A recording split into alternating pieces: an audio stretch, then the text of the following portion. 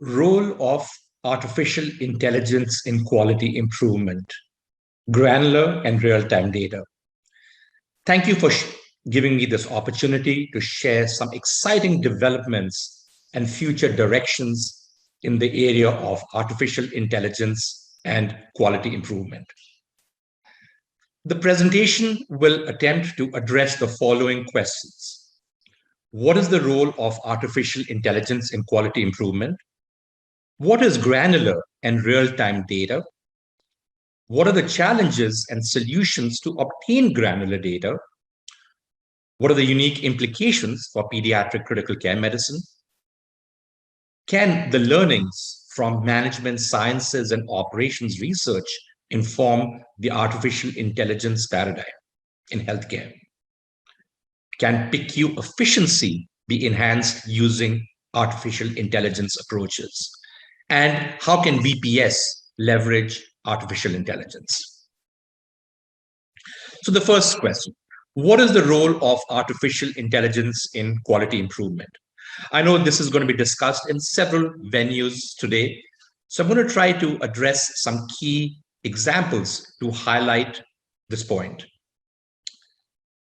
Artificial intelligence applications are typically used for predictive analytics. That's how we think of it, using retrospective and real-time data. Large data sets, how can we come up with better predictive approaches? And this will be discussed in the forum today. But in addition to this, artificial intelligence can have other applications also that can enhance quality improvement. It's been shown that in the field of radiology, pathology, genomics, and others, artificial intelligence can serve as a disruptive innovation approach. AI-based diagnostic algorithms are being used and applied for detecting breast cancer in mammograms. Actually, this can be used potentially as a second opinion for radiologists to assist in the overall diagnostic decision-making. In the area of psychiatry, advanced virtual human avatars have been used to have meaningful conversations, which can favorably impact diagnosis and treatment of psychiatric illnesses. So the role of AI is predictive analytics and beyond. The second question is, what is granular and real-time data? Granular data essentially represents the level of detail which is at the lowest level in a data set. So for example, a first name as part of a full name. We can have the entire name, but the granularity of the data would be is if we separate out the first name and the last name so that they have a high level of detail, granularity, but at the lowest level in the data set. Real-time data are data that are available as soon as it is collected. The classic example of vital signs on a monitor in the intensive care unit. It's coming real time. And artificial intelligence can include the fields of machine learning, natural language processing, and robotics, and can be applied essentially in any field of medicine, including pediatric critical care. We all know that real-time data can actually augment human decision-making. A common example is the role of GPS when we are driving, which determines real-time what the traffic patterns are and allows us to take the most optimal route to our destination. The COVID-19 pandemic has further accelerated the use of granular and real-time data at a global level and was used very successfully in addressing many of the challenges that we have been dealing with the COVID pandemic over the past year. So that summarizes what granular and real-time data are. Granular data being the lowest level of data and real-time as quickly as it's collected. And how can these data then be used through the artificial intelligence to augment our decision-making, both in a predictive manner and also in a real-time decision manner to augment our clinical decision-making. So importantly, what are the challenges and potential solutions of obtaining such granular data? First of all, large data sets are needed, which itself can create regulatory challenges. In order to obtain large data sets, data may need to be transferred across institutions, which can have a significant amount of regulatory hurdles, privacy issues, and so on. Also, even if the data are obtained, there are challenges with the cost of data storage. It's not easy to retain and store such large data sets. So although very attractive to do, practically it can pose some real challenges at the ground level. Further, even if these data are obtained, there could be challenges with the data quality itself, especially when we're looking for granular level data. So there are many efforts being proposed to see how some of these challenges can be addressed. One such is this concept of federated learning. Federated learning, developing consensus models, which essentially attempt to address data governance using training algorithms in a collaborative manner without the need for data exchange. So basically, the data does not need to leave the institution from where it comes. So the data in a PICU can stay within that institution. But those data can be trained using the local data information. Aggregated local models can be created, leading to development of what's called as centralized data lakes. But importantly, in the federated learning approach, only model characteristics are transferred.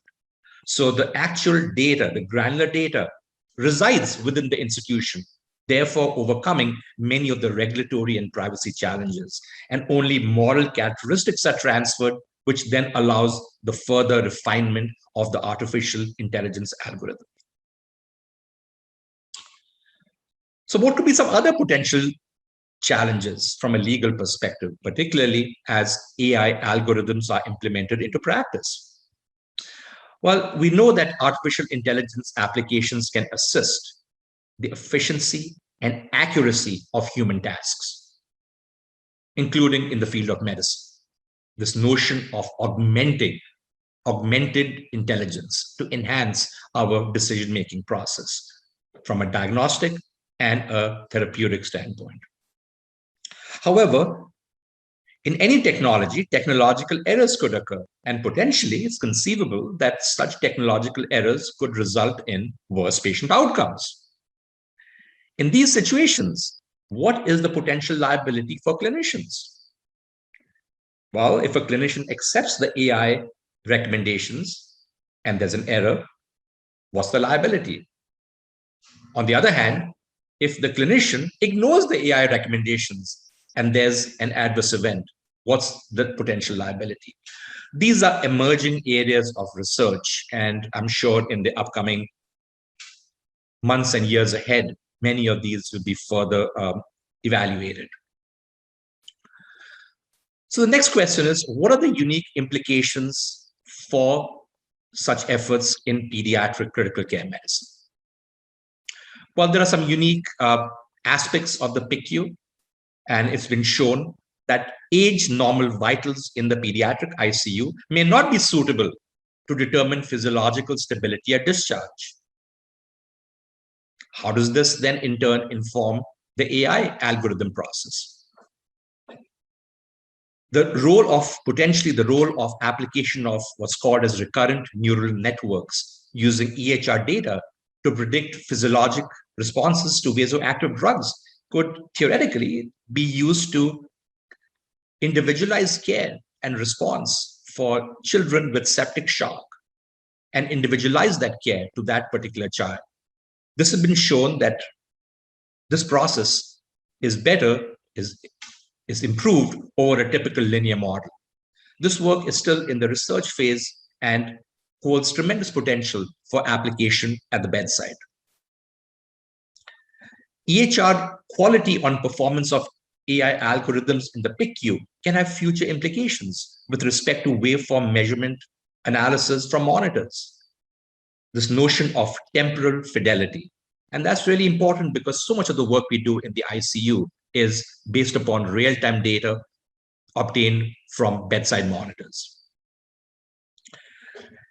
And finally, there's a clear role of the recurrent neural networks in training and deploying clinical decision models to enhance our predictability for determining changes in patient status in the ICU.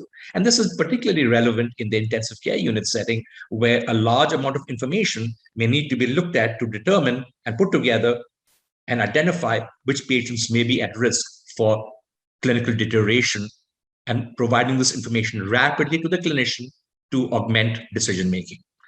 So there are some unique aspects of pediatric critical care which can significantly impact the clinical care delivery in future years. So a slightly different notion here of how can we learn from other sciences to accelerate the adoption of artificial intelligence in healthcare in the PICU. Can management sciences and operational research inform the AI paradigm? So operational research and management sciences, as many of you may be familiar with this area, includes a specific body of knowledge which has been successfully used in many industries to optimize efficiencies. However, there have been challenges to adoption of this approach in healthcare. It's been a slow process. It's been shown from the UK that combining soft and hard operational research methodologies could result in greater acceptance. And similarly, stakeholder involvement can also result in greater acceptance. This is important because these approaches were successfully adopted for implementation in the pediatric intensive care unit at the Children's Hospital of Wisconsin with Dr. Rice, and represented a significant part of my doctoral dissertation a few years ago.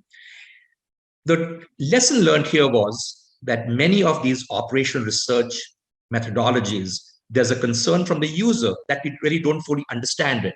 It's highly mathematical, highly technical, and therefore there's a hesitation for adoption.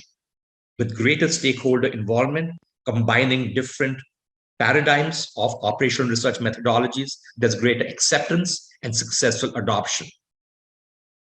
I would submit that similar approaches may be applicable for accelerating the adoption of artificial intelligence in the PICU. A frequent challenge and pushback in the AI adoption is this notion of a black box. We really don't understand the algorithms. They're highly technical. So how do we really accept them and adopt them? So there may be some commonality and learnings across these two fields to accelerate adoption. The next question is, can PICU efficiency be enhanced using artificial intelligence? Earlier this year, I had the pleasure to complete a program from MIT in artificial intelligence in healthcare. One of the key learnings from this area that really influenced my thinking was this notion, which was proposed in the course, of holistic hospital optimization. What this means is that rather than looking at AI individually for specific projects, which is important, how can it be taken in totality to look at a system in totality? A classic example is the impact of elective surgical patients and operating room block time on patient flow and variations. So in typical hospitals, there could be significant fluctuations during the week, days and nights, weekdays and weekends, on bed demand in the wards, as well as the intensive care unit, based upon surgical schedules. And if we could make changes, this could lead to, potentially could lead to optimization of the entire system, this concept of holistic hospital optimization. And artificial intelligence can play a significant role in this area. So potentially in the pediatric intensive care unit, this could impact the allocation of surgical OR block times based upon supply and demand relationships. So in other words, how do we adjust OR schedules based upon PICU bed capacity? And conversely, how do we manage PICU bed capacity based upon OR schedules? This can also be used to predict length of stay in the pediatric intensive care unit and potentially predict admissions from the emergency department. So looking at intensive care, critical care as a system with the emergency department, operating room, patients in the PICU with a predicted length of stay and how it all interfaces with each other. So finally, how can VPS leverage artificial intelligence? I would submit that if we have a set of pilot PICUs providing granular data sets that can allow what's called as enabling the data to determine the quantity, quality of data needed for the AI algorithm and necessary programming. This allows the development of the AI process to identify specific clinical questions, model creation, and model testing, which could be done through the VPS. And then the artificial intelligence deployment from a quality improvement perspective, ensuring that some of the regulatory and legal constraints are met, could potentially be implemented for adoption in the PICU itself and further expanded using the VPS.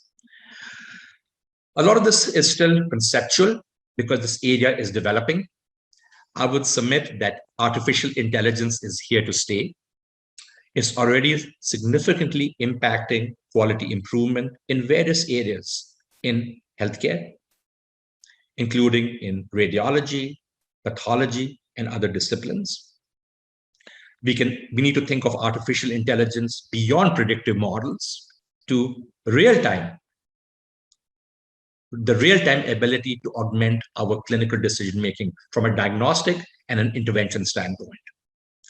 And the PICUs represent a unique area where artificial intelligence can be leveraged to significantly and successfully impact quality improvement and in turn, the outcomes for children and families.